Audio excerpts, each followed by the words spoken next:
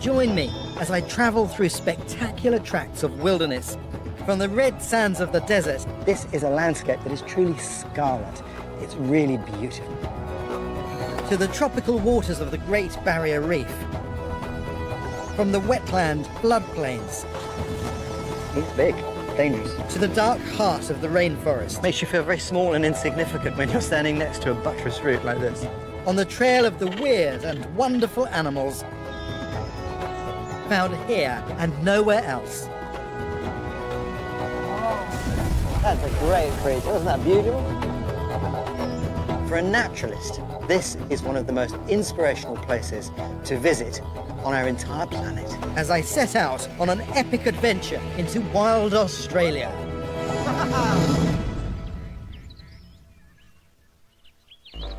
I'm flying 9,000 miles to the other side of the world to explore one of the most remote wilderness landscapes of Australia, the wetlands.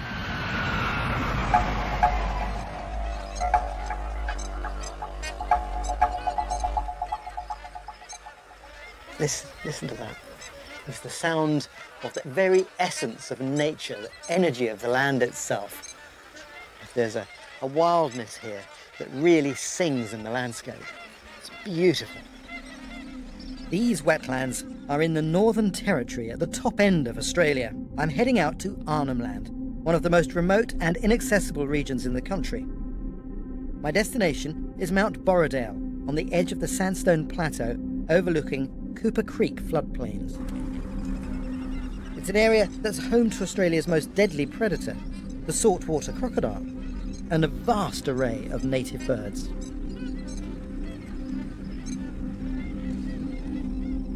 The first light of dawn is the very best time to travel.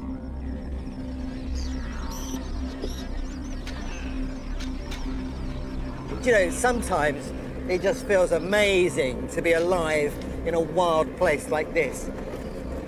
Just love this time of day. It's cool. In a couple of hours it'll be 40 degrees. This mist coming across the floodplain here is amazing.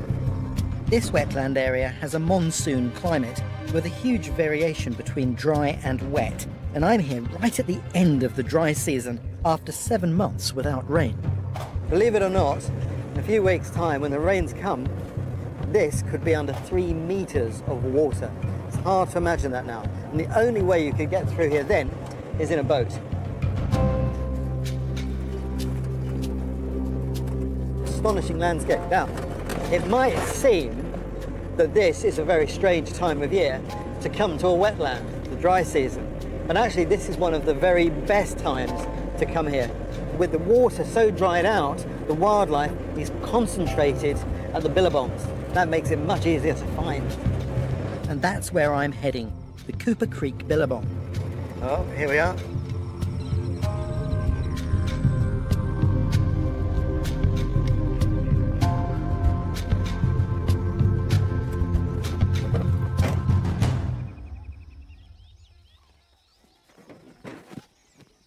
From now on, I'll be travelling by boat.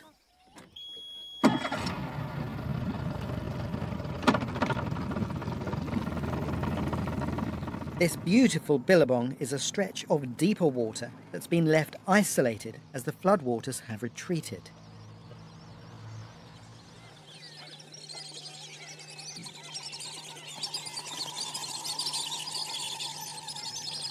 As one of the few permanent waterways in the area, all wildlife is gathered here, waiting for the rains, including huge flocks of magpie geese, whistling ducks, and pygmy geese. Just a few of the nearly 900 species of birds to be found in Australia. Glossy ibis, being very glossy in the morning light, and that extraordinary curving bill. But although this may look like paradise, there's a good reason I'm in a tin boat and not a canoe. There's a hidden danger lurking in the mist. These wetlands are the main breeding grounds for saltwater crocodiles. As the floodwaters have retreated, all the crocs in the area are concentrated here, competing for this limited territory. All the way along this billabong, every 50 or so metres, there's a crocodile that's got just its eyes and its nostrils out of the water, watching, doing the I'm a log trick. Croc City, this is. Risky business being a bird round here. Tiptoe through the crocodiles.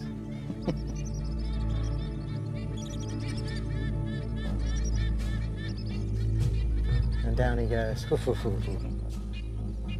So sinister when they go down like that.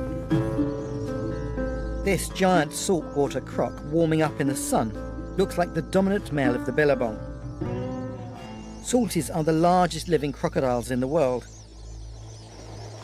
I'd say he was 4 meters long. A croc that big will see me as prey. This isn't a creature to play with if you come to Australia. That is the top predator in this landscape, and it's an animal you have to pay respect to. He's keeping an eye on me. I think I'm going to go a bit further down. I push on down the billabong past magpie geese and jabiru, both uniquely Australian birds, enjoying the early morning sunshine.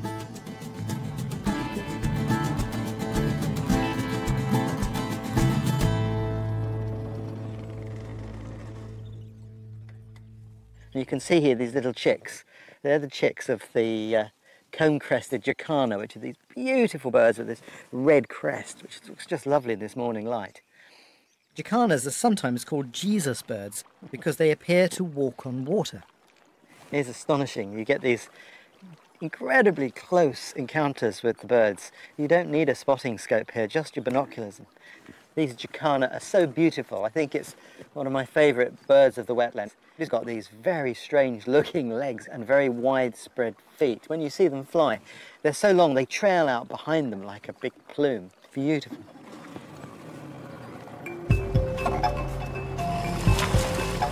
The huge croc that was watching me earlier is patrolling his patch. In the world of the crocodile, size matters. As the dominant animal, he'll have the best territory, pushing his weaker rivals out to the edges of the billabong.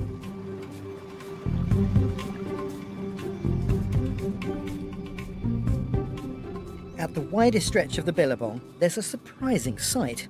Animals I'd expect to see on an English farm. A group of pigs. Pigs were introduced by the first European settlers, and there are now estimated to be over 23 million pigs living wild in Australia.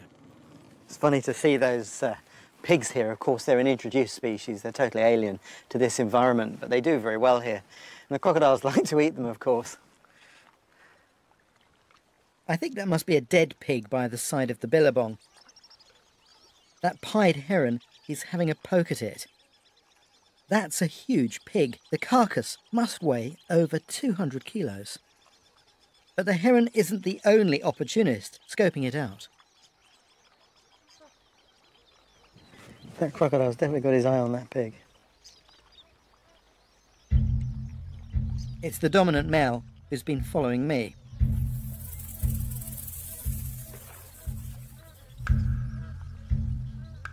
Crocodiles are specialist predators of the water's edge. From the safety of the water, they remain in a sit-and-wait position, choosing their moment to strike. The patience that they have is amazing.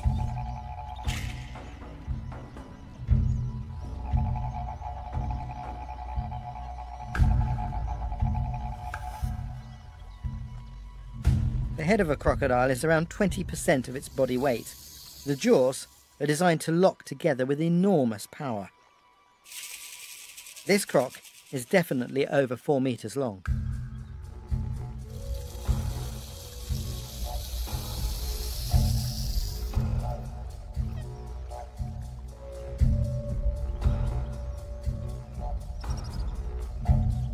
It seems like pork's on today's menu.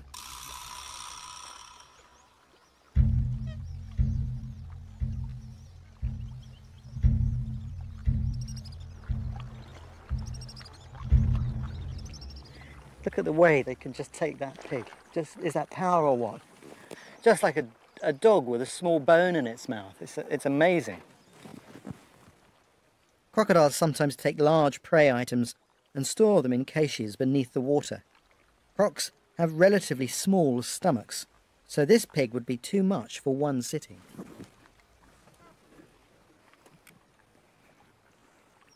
crocodile's trying to take the pig underwater. The power! Look at that! But it's not every day they get this close to a saltwater crocodile now. They've been here from the age of the dinosaurs. Some people estimate 250 million years they've been crocodile-like creatures. That, if you ask me, is the most dangerous predator to be found on the planet Earth. I think he's going to hide that pig where the other crocs can't find it. You hear it hissing. He's not happy with me because I've got in the way.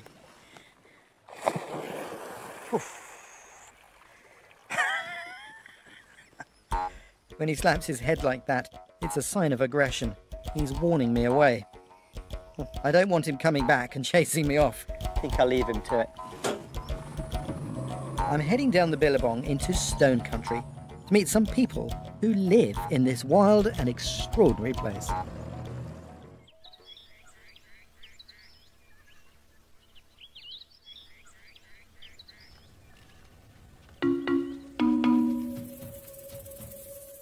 I'm in the north of Australia, exploring the wetlands of Arnhem Land.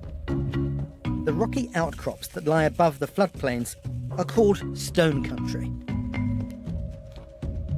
This remote and sparsely populated territory holds a lot of secrets. It's baking hot today, and when the sun is high up like this, the one thing you need is shade. But in the Stone Country, you never have to look very far for shade. There are always good overhangs to be found, like this one here. But it's not just shade to be found here. These rocks house a gallery of ancient Aboriginal artwork. Look at that. Fascinating. Of course, these overhangs were frequently important places for the local people. The rock country, as it is, looking out over the flood meadows, basically looking out over a supermarket. There's loads more to see in here too. Aboriginal people have been in Australia 50 or maybe even 60,000 years, and some of this rock art could be tens of thousands of years old, particularly the dark red ochre figures. And perhaps you can imagine grasses laid down to lie on, or mats, and either groups of men or groups of women or families lying here in the shade, looking up at the cave roof, telling the stories associated with the art. Aboriginal people are very good storytellers, have amazing stories that are very important to their culture, much of which is represented on the roof. This is an X-ray painting of a barramundi. You can tell by the pointed head, and they're abundant in the Billabong, so I'm joining some local friends to see if I can catch one. Connie Nyingle and her grandson Moses and friend Edith have lived in Arnhem Land all their lives and generations of their families before them. Connie likes to bring Moses out bush so that he can learn the traditional ways of living from the land. We're using a time-honoured Aboriginal method of line fishing that we've adapted to work with modern fishing lines and lures. Had a nibble. There's one there somewhere, just down there. Come on, Moses, get us a fish. You'll try.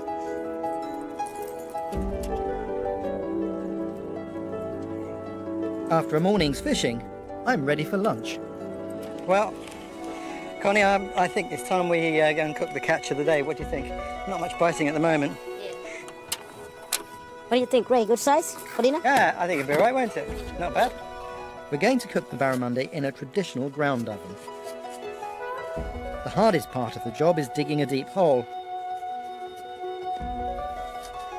Getting the fire going is easy with all this dry wood around. We need to get the stones very hot so that the fish cooks on top of them. Because rock is like an oven. Nice and hot. I'm after one more important addition to our oven. This is a paper bark tree. For the Aboriginal people, it was incredibly useful. You can take off big sheets of this bark and use it to make bedding, to make the roofs of shelters, for making ground ovens, which is what we're going to use some paper bark for, and for making fires. We're going to use anything for flavouring? Yeah, What should we use? paperback, but we get too kind. Oh, yeah, I can smell that strong smell of tea tree oil. Start putting some leaves. Okay.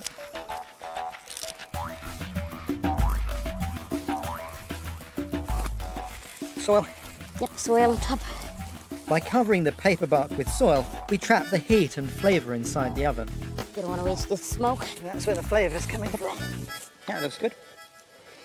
It's a very good way of cooking because, of course, there's no aluminium foil that'll just stick here forever. It's all natural. It all goes back to the forest. 1 hour later, and the paper bark's hot to touch. That's a sign that our fish should be ready to eat. Yeah, it looks all right, doesn't it? Oh, the smell. The smell? A very good smell. Mmm. It smells great, doesn't it? So once when you peel the skin off. Oh, look at that. It looks amazing. Can I try some? Of course. Let's try. Barramundi meat always be tasty. That's beautiful. That's so delicate. Cooked to perfection. Barramundi is a prime delicacy in Australia's top restaurants. But in my opinion, it's best like this, cooked and eaten in the wild. That's very good. But my day is not over yet. I've left the Stone Country and headed out across the dried-up floodplain with former cattle rancher Greg Towns. Greg manages this environment to protect the native wildlife. Today we're on our way to remove an invasive grass that's destroying the wetlands. On the far side of the water meadow, I spot some of Australia's most elegant birds.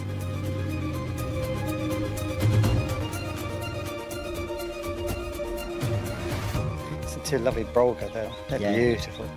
In the dry months, brolgas gather at the water's edge to dig in the mud for tubers. Just majestic birds, aren't they?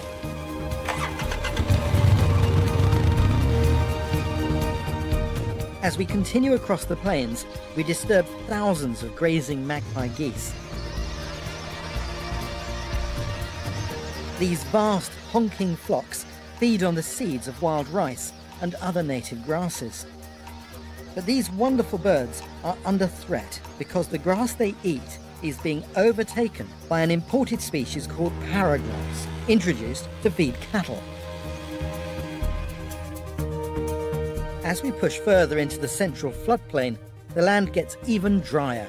It's like being on Mars.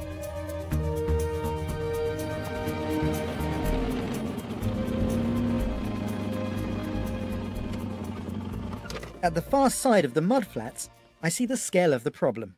Huge meadows of alien paragrass. So what should be here? Wild rice and spike rush, which are both great grasses for the birds. And this stuff has eventually choked that out, which is a shame because we're losing our birds because of it. Amazing, isn't it? Yeah. Something as simple as a grass can have such a big impact. So what can you do to control it? The easiest option for us is to burn it at the end of the season. Right. Hopefully you'll burn it right down to the ground. Your rains come, flood the country, and that'll drown it. And that's exactly what Greg's going to do. Burn away this destructive grass.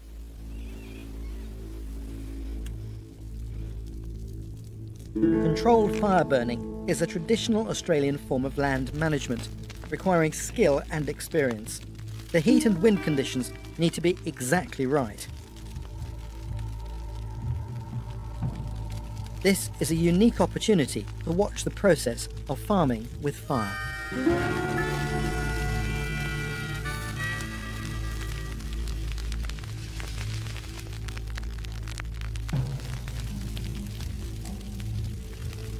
Wow, it's a salutary lesson on the power of fire, isn't it?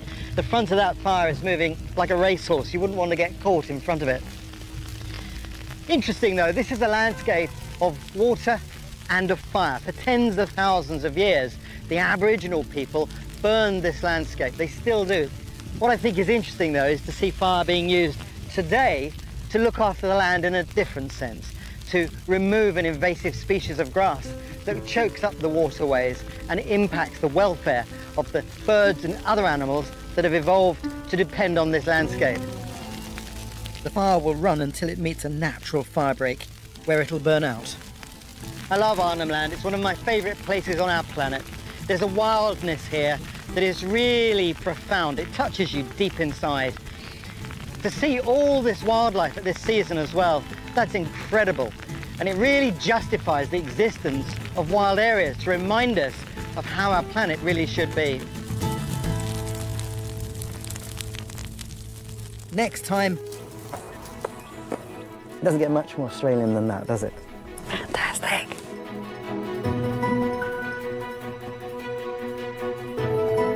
Later on at 9 tonight, our gripping drama, Marcella. Join me as I travel through spectacular tracts of wilderness, from the red sands of the desert This is a landscape that is truly scarlet. It's really beautiful. to the tropical waters of the Great Barrier Reef, from the wetland floodplains It's big, dangerous. to the dark heart of the rainforest. Makes you feel very small and insignificant when you're standing next to a buttress route like this. On the trail of the weird and wonderful animals found here and nowhere else. That's a great bridge, wasn't that beautiful? For a naturalist, this is one of the most inspirational places to visit on our entire planet. As I set out on an epic adventure into wild Australia.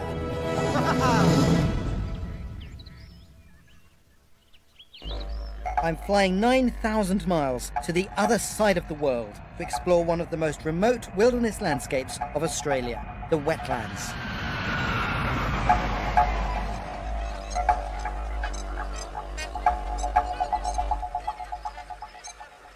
Listen to that.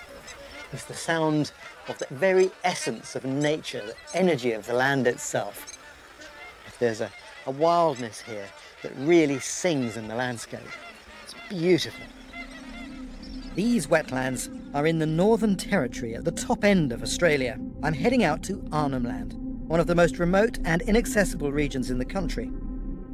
My destination is Mount Borrowdale, on the edge of the sandstone plateau overlooking Cooper Creek floodplains. It's an area that's home to Australia's most deadly predator, the saltwater crocodile, and a vast array of native birds.